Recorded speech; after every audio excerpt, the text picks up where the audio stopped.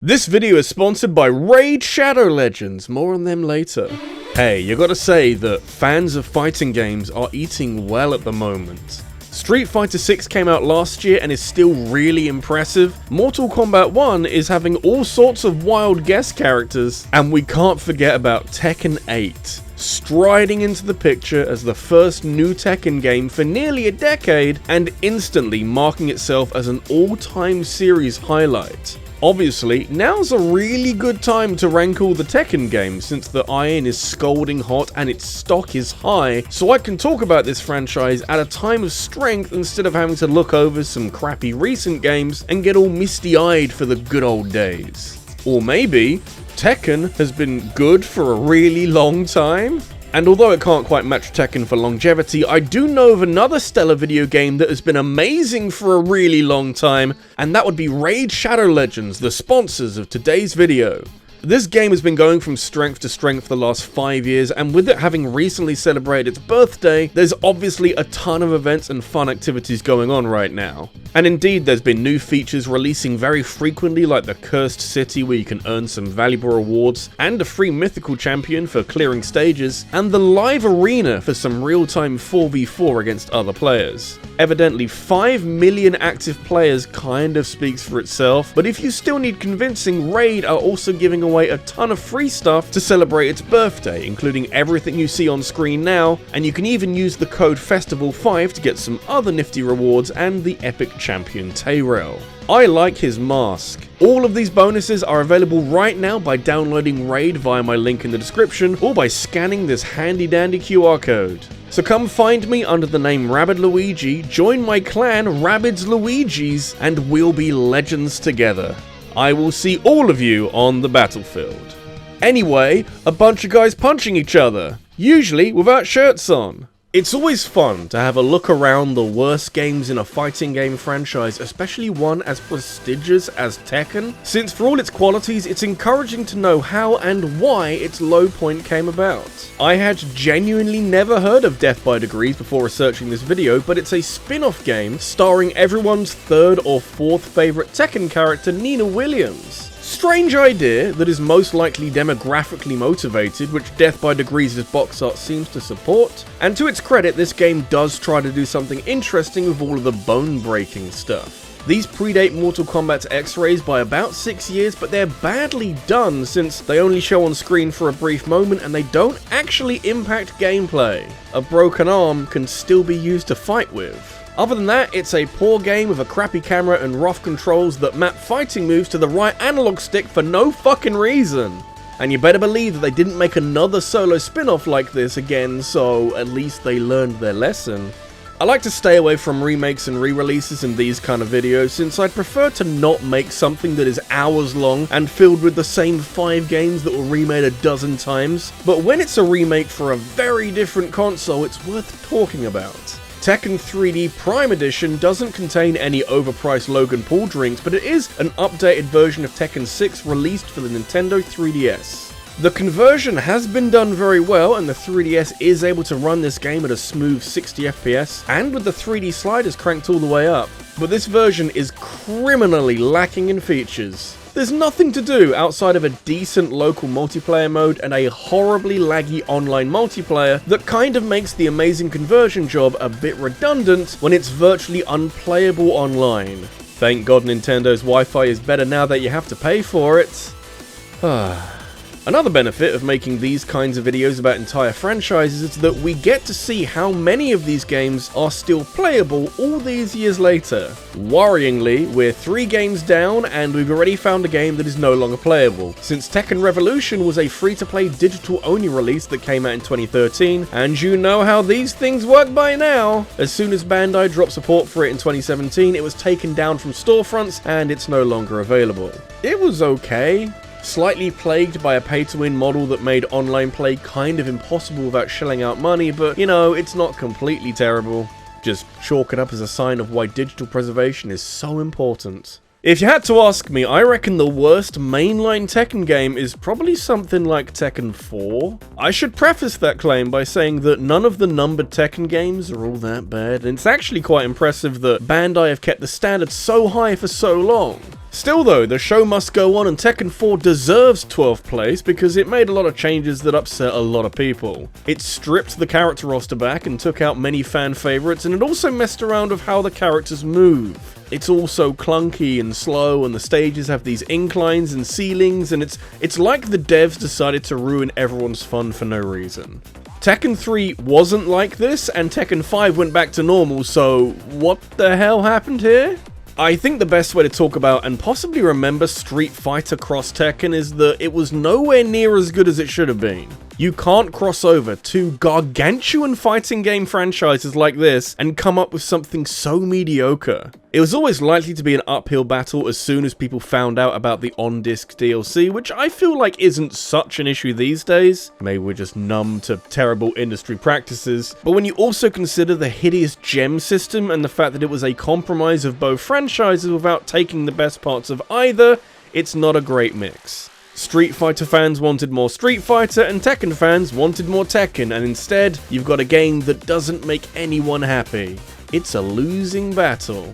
The 7th generation of consoles wasn't the best time to be a Tekken fan, as it seemed like Bandai Namco was struggling a tad to retain their share of such a competitive market, and their only answer was to make weirdly underwhelming Tekken games. Tekken 6 is memorable for being the one that suffered from painfully long loading screens and a seriously underwhelming story mode, with Bandai's poor optimization to blame for the first one and an uncanny resemblance to Death by Degrees being responsible for the second. It also catches a lot of heat for its graphics, which haven't aged too well, but I don't know, I kinda like them in a weird way.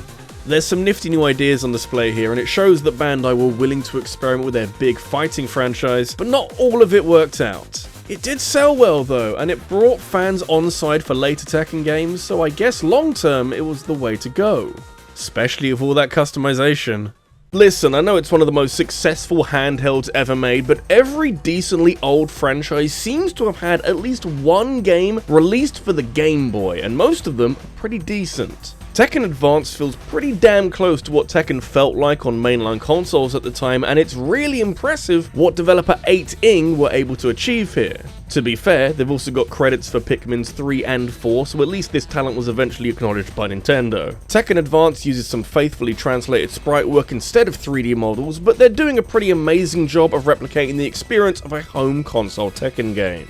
Obviously there are limits, but portable Tekken in 2002 is insane, and it's held up well all these years later. Plus, no online multiplayer means no shitty Nintendo Online, so it's playing to its strengths. If I learned one thing from ranking every Street Fighter game last year, it'll be that you can usually expect the first game in a major fighting game franchise to be a bit shit. So it comes as a bit of a shock that the original Tekken kind of stuck the landing really well. Now, obviously it's a fighting game with 3D character models that came out in 1994, so we're not working with something that was ever likely to age too exceptionally, but we shouldn't be so hasty to judge because Tekken 1 is cooking with some serious gas. Being able to control each limb independently immediately sets it apart from the competition, with mechanics that are easy to understand since, you know, that's how arms and legs work in real life. But there's a degree of complexity here that you really miss when you go from this to, like, Virtua Fighter.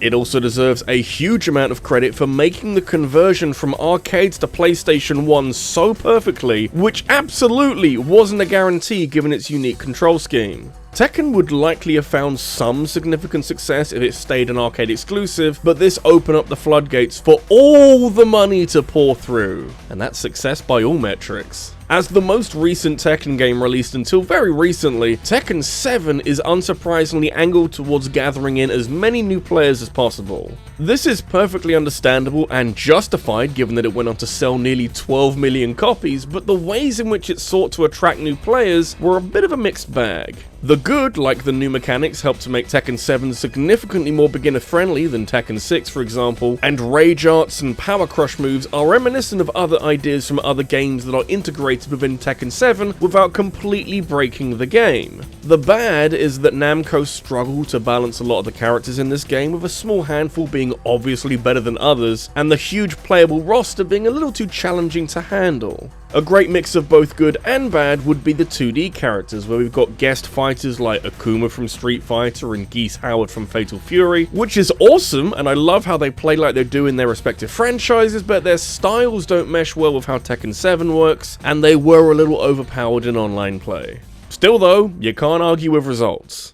There's really no excuse for Capcom struggling with Tekken 7's large roster, because it isn't even the Tekken game with the biggest number of playable characters in it. That honour, surprisingly, goes to Tekken Tag Tournament 2, which apart from being a bit of a T-related tongue twister, it also hosts 59 different characters among its roster, including almost every character from previous Tekken games. What's more, not only does TTT2 do a pretty decent job of balancing this massive collection of boys and girls, it does so while having the option of a tag team battle and teams of 2 rather than solo battles, and balancing that particular feature with nearly 60 characters. Yeah, that's a lot of work.